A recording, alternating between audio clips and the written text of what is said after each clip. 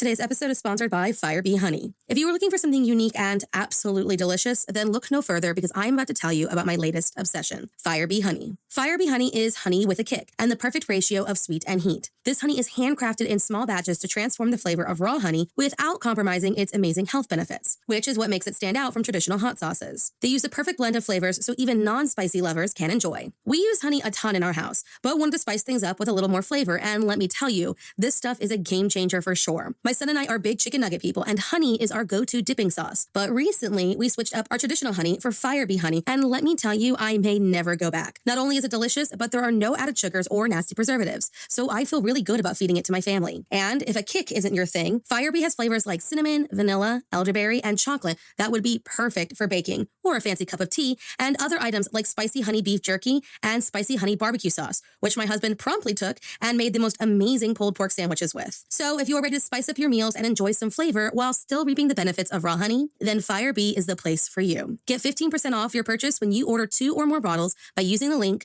www.firebeehoney.com/morningcupofmurder. That's www.firebeehoney.com/morningcupofmurder for 15% off the purchase of 2 or more bottles of Fire Bee Honey. There were 2 more murders 15 miles away. When police arrived, they found the telephones and electricity lines. We have a weird homicide. The scene described by one investigator is reminiscent of a weird Cup of murder. A person can wear many masks, and with each interaction, a new mask is exposed. On March 18th, 1988, a woman was killed, and because of the many masks her husband wore, no one had any indication he may be responsible. So if you like your coffee hot, but your bones chilled, sit back and start your day with a morning cup of murder. Charles Sennett was a man with many faces. To his second wife, a woman named Elizabeth Dorleen Sennett, he was a grieving widow who tragically lost his first wife at a young age. A death with no investigation that was deemed a little suspicious.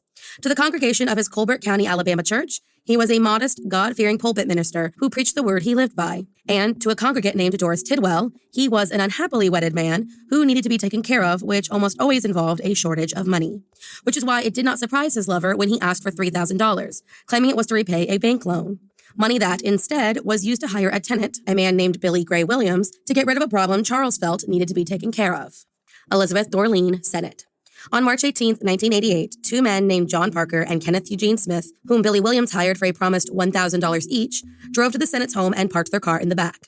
When Elizabeth noticed them and asked what they were doing, they explained to her that her husband had given them permission to take a look at the property as a possible hunting site. So she agreed, and off they went.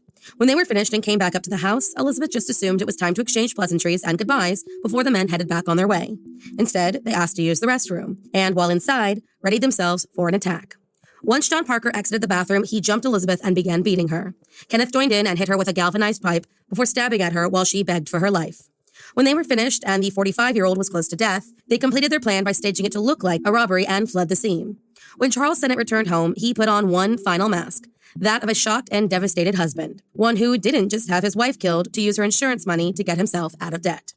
He called the police, and within hours, Elizabeth Dorleen was pronounced dead due to cardiac arrest caused by the beating and multiple stab wounds she suffered to her chest, neck, forehead, nose, and scalp. Now, police weren't buying that this was your standard run-of-the-mill robbery, and shortly after declared dead, Charles Sennett was named a suspect, more than likely simply because he was her husband. Within a week of being named a suspect on March 25th, 1988, Charles took his own life and took all of his secrets with him to the grave. But his death didn't stop the investigation. Forensics were able to tie John Parker to the scene by a hair found in a cap and on an Afghan on her body. And when police searched his home, found the VCR stolen from the Sennett home. John Parker, a boy with low IQ who spent most of his school career in special education and had no previous criminal history, was arrested less than a month after the murder took place.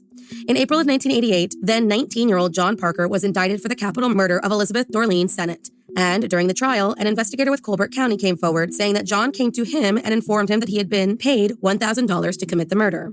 Suspicious that this teen, a boy whom he knew, was responsible, he pressed him with questions and found that Billy Williams, who faced a trial all on his own for the role he played, had given the boys $100 to buy a weapon. Instead, John used it to buy $100 worth of drugs and had injected about 3 cubic centimeters of a narcotic while en route to the Sennett home.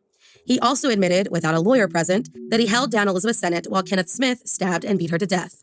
With very little to argue against a confession to murder, his lawyers rested their case and the jury, after a very short deliberation, found John Parker guilty of capital murder and recommended life imprisonment. The judge disagreed and, citing the brutality of her death, delivered a death sentence to the now 20-year-old man, who, on June 10, 2010, was executed by the state of Alabama after a rejected Supreme Court appeal. Kenneth Smith was delivered a similar sentence, while Billy Williams serves a life sentence. Thank you for joining me in my morning cup of murder. Please join me again tomorrow to hear what terrible thing happened on March 19th. Don't forget to rate and subscribe and let me know how you like it. If you want to help support the podcast, there's always Patreon or just sharing it with your true crime obsessed friends. And remember, stay safe.